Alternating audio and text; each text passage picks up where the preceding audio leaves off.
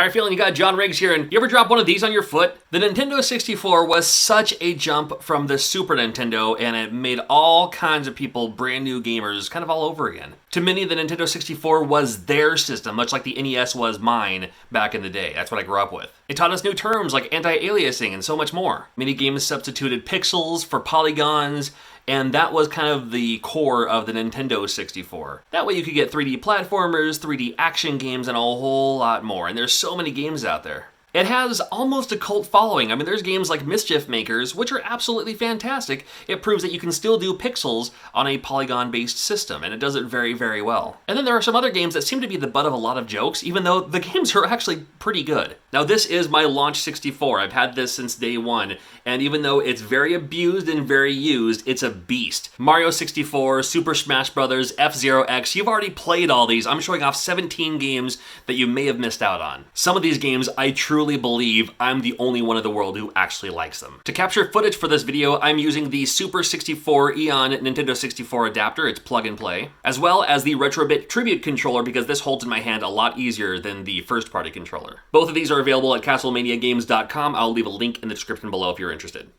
Up first is a game called Goemon's Great Adventure.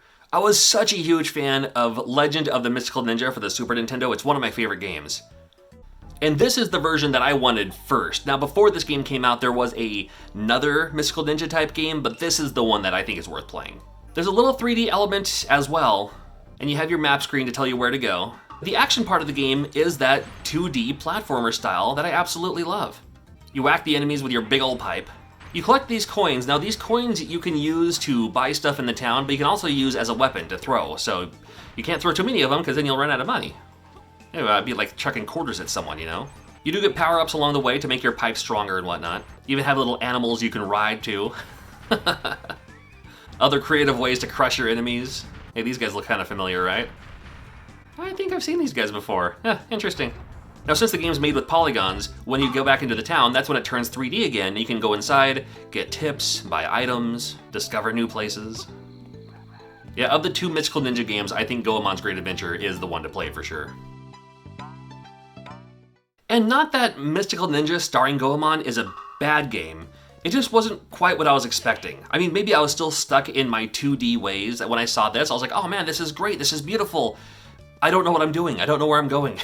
You know, but it still looked fun at least. This first one, this Mystical Ninja starring Goemon, is much easier to find, and I still wouldn't not grab it. If you find one for a good price, I'll go ahead and pick it up, but still, the other one, that's the one you want to look out for.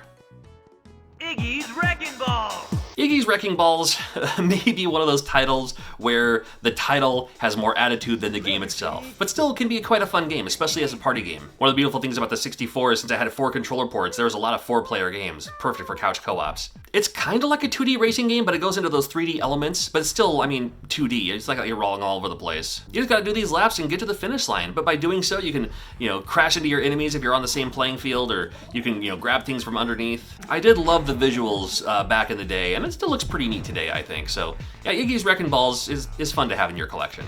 Something different, anyway. Now, of all the 3D platformers out there, why am I talking about Blues Brothers 2000? I mean, seriously, why am I talking about Blues Brothers 2000? The answer is, I think it's a fun game. It's one of those games that doesn't get enough love. It's not like I played it a ton. I mean, of course I had Mario 64, I had other platformers back then too. But this is, again, one of those games that it just plays like a decent 3D platformer. And 3D platformers on the 64 were kind of rough because a lot of games had, you know, maybe the game was good, but the cameras didn't control the way you wanted them to.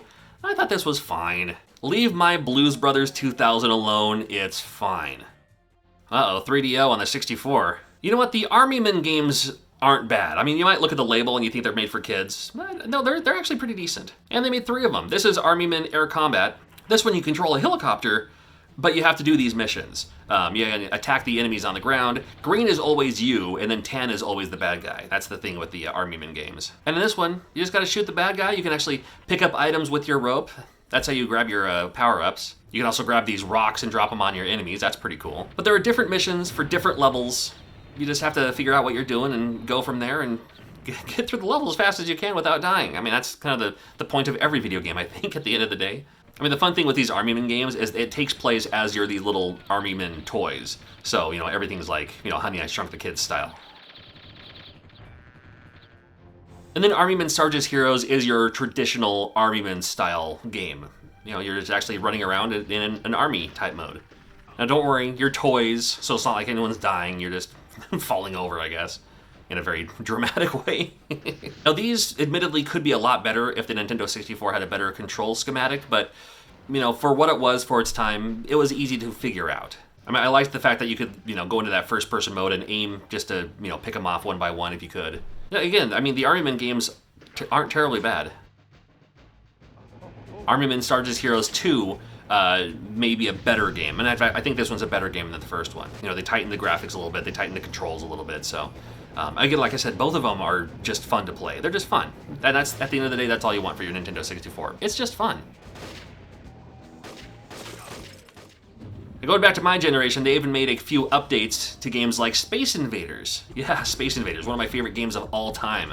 I don't know if I need to tell you about Space Invaders. You're down there, you gotta shoot the enemies that are above, and they just kind of move back and forth. When they hit one side, then they drop down a level, go to the other side, drop down a level. If they come all the way down, game over for you.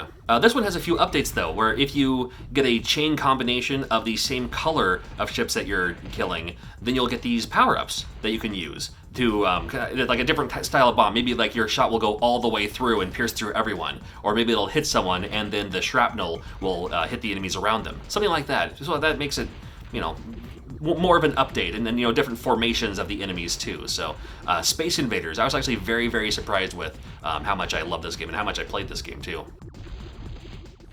Even Asteroids got an update with Asteroids Hyper. I mean, the classic Asteroids is you just hit the big asteroids and then they shatter and become multiple asteroids, and you just gotta pick those off too. You fly around on your single screen, you go through one side, you'll come through the other. So there's that. And you have your shield, and you can flip around on a dime and stuff like that too. So, I mean, Asteroids, Asteroids for the 64 ain't bad. Now, Knife Edge is one of those games I never hear anybody talking about. And I want to give some love to Knife Edge Nose Gunner, because I think it's fun. It's a rail shooter. I mean, you're flying around, whatever you're seeing, but you control the turret, and you're shooting the enemies as you were. This game could have been a game for the Sega CD.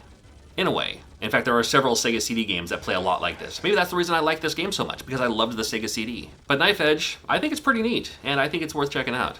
I'm a fan of it. Like these big bosses, too, that you gotta fight. And even though it's an on-rail shooter, because the game is polygon, you can kind of maneuver a little bit to the left or right or up or down to still dodge these shots that are coming at you, stuff like that. So, yeah, Knife Edge Nose Gunners is one of those games I never see love for it, so I'm gonna be the one to show it some love, man. Let's make it happen.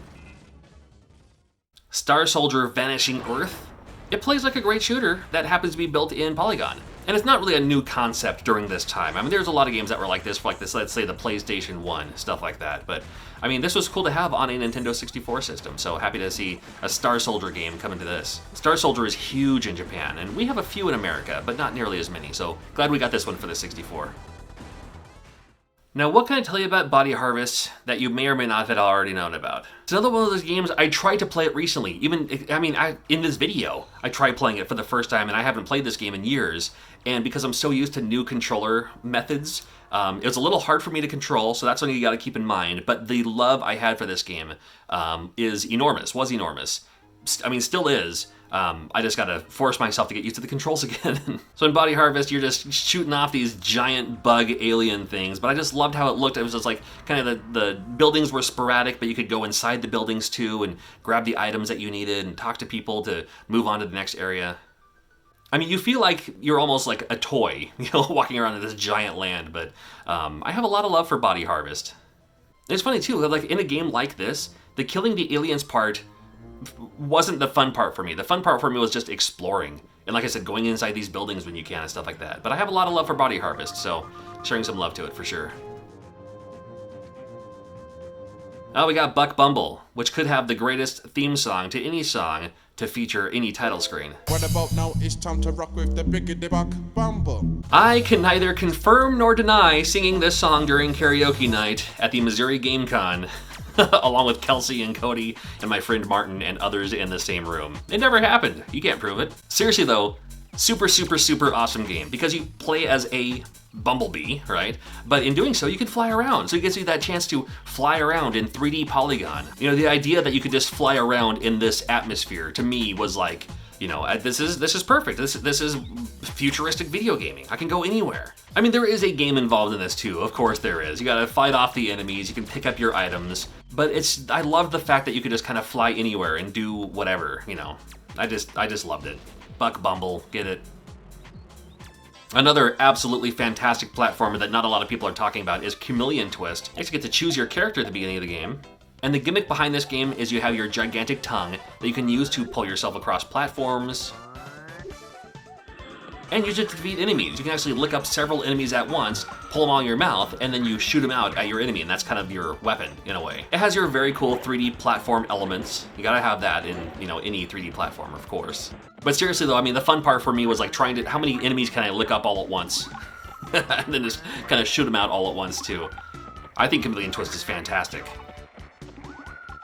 If you loved that, there's Chameleon Twist 2, which admittedly, I think is probably a better game. Love the colors in this one, love the style, but gives you that same kind of element where you have your tongue to use to, you know, get through levels or use to even, you know, jump higher if needed. You don't have to play one without playing the other, so if you had to pick up one of them, I'd say grab Chameleon Twist 2 if you could, but if you can grab them both, I mean, nothing wrong with that either. And we have Blastcore. Gotta talk about Blastcore. If I'm talking about Nintendo 64 games, I'm talking about Blastcore. Come on, we have to. Do we have to? Well, I do. I'm only talking about it because I was talking to someone else about Nintendo 64 games. This was a game that they didn't get a chance to play. So I'm like, oh dude, you gotta check it out at least. It's a game where you just drive around and destroy everything. Now, I mean, different levels have different missions. This first one here that you're seeing is you just have to clear a path where this this giant explosive truck is going. If it runs into one of these walls, everything blows up, and that's game over for you. But there's other cool levels later on too, where you can play as like this kind of, you know, futuristic guy in a suit crushing these enemies. Boy, this would make your game of Rampage a lot easier, right? Different vehicles later on in the game too that you can use. It's always fun. Some levels have the element where you're crushing everything in the game, but you can also get out of your car or get out of your vehicle and then go inside something else to crush more things. Oh, it's absolutely fantastic. Yeah, if you like blowing stuff up, perfect stress reducer in the game of Blastcore. I'd recommend it. And what Nintendo 64 games am I missing out on? Make sure you comment down below. You check out this playlist of other must-play games for other systems. Nintendo, Genesis, Arcade, TurboGrafx-16, and a whole lot more always being added to this list. And thanks to Castlemania Games for providing these for the purpose of this video. I thank you for watching, and I'll see you very, very soon.